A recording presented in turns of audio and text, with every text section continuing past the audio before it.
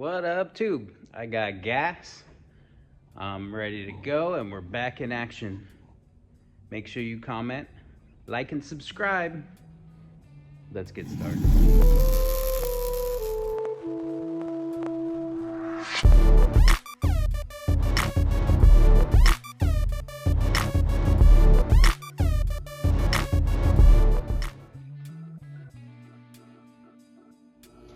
So we are back in the shop.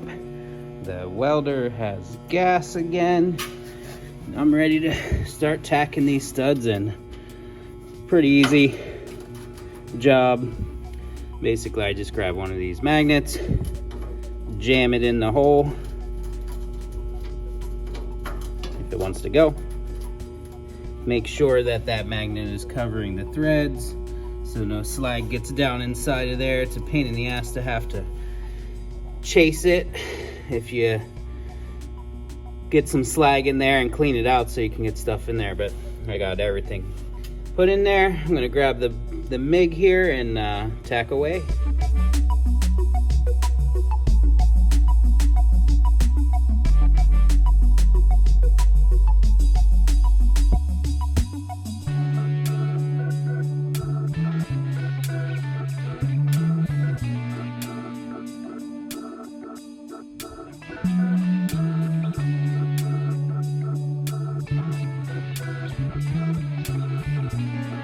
Sides tacked into the body and bolted into the frame.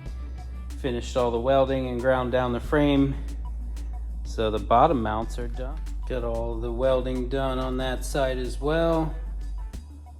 While I was in there, I finished all the welding from pinching my rails. I had not welded the top section it, so just in case I needed to make adjustments, but yeah, she's all welded up.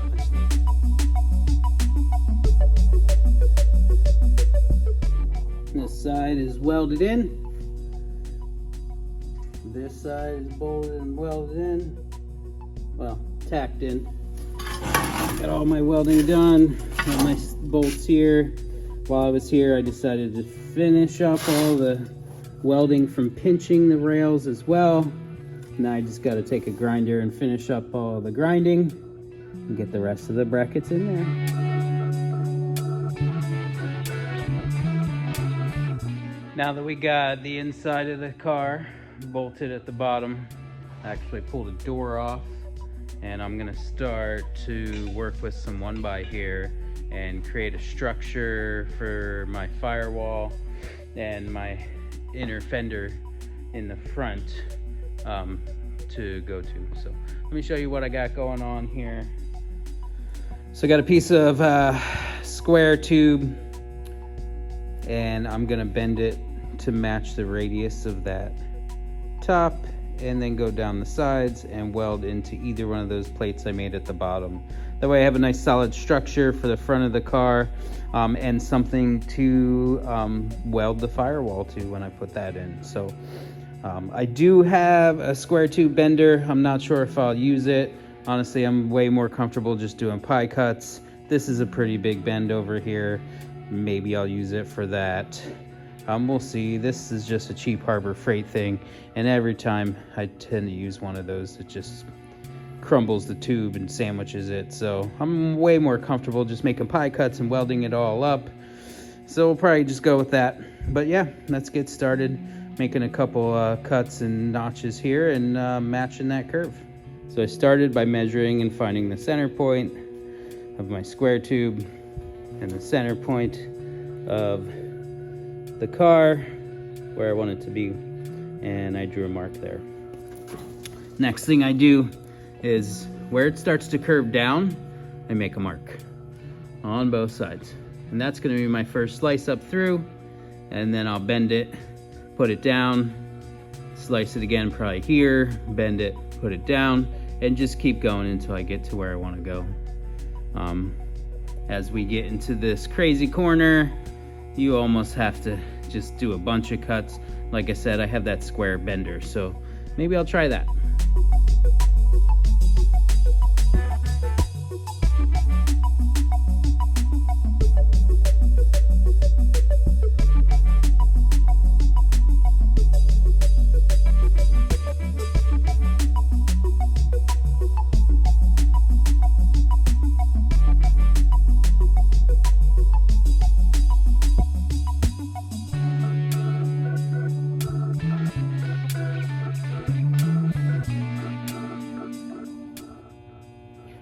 So I got a couple pie cuts in here.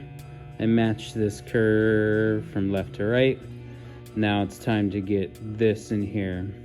I matched the curve on the top side because with the top side and the bottom side, when it's right there, is probably the same.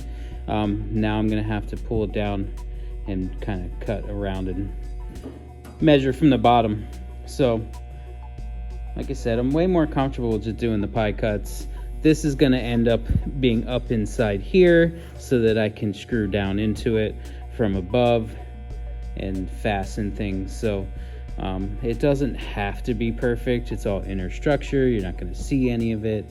So I'm not really worried about it being perfect. But now I'm gonna pull this piece and come in here. Still use the same center mark, throw it up inside there. It's hard to hold this piece with one hand.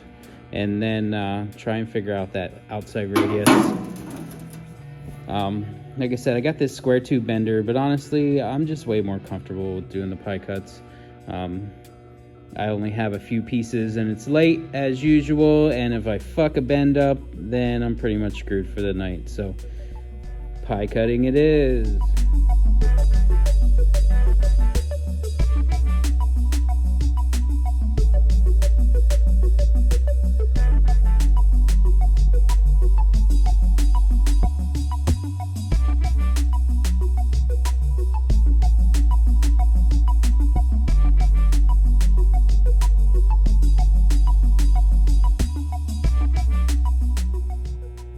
So I made enough pie cuts and tacked them together to match that curve there. I got it clamped in there and that curve there. So now I just gotta make a few more and come right down. But so far so good. This piece looks like it's gonna just barely be too short. So I'm gonna keep going as far as I can, and then I'll tie another piece into it. Stuff's pretty easy to weld. It's not a super heavy wall, but it's thick enough that it's gonna provide a bunch of structure and something for me to work off of. Yeah, it works good, and it's easy to work with. So that's it for that piece. I used some sheet metal screws and just screwed it in there. And then it fits really well. I gotta add a little piece in just the bottom section on both sides, literally an inch from the bottom.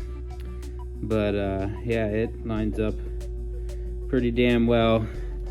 It gives me a nice flat surface to put a firewall and spot weld the firewall too.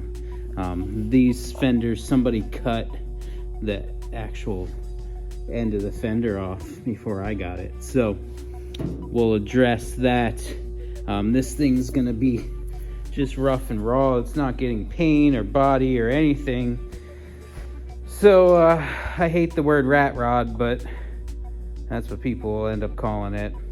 I'll probably end up doing some type of panel there that just overlaps, looks kind of cool. Maybe I'll cut something into it and pop rivet it on. I don't know, who knows? That's for another day. It's late here, and that's pretty much it for tonight. I had a good day. I got everything accomplished I wanted to. So got all the body mounts in. It's structurally sound enough that I took one of the doors off just because I could. And yeah, that lower structure's fantastic. It's all tack welded in and bolted, and I'm super happy with how strong the damn thing is without the upper supports in. So the bottom of the car is square. The beginning of the firewall structure is in there. That's square.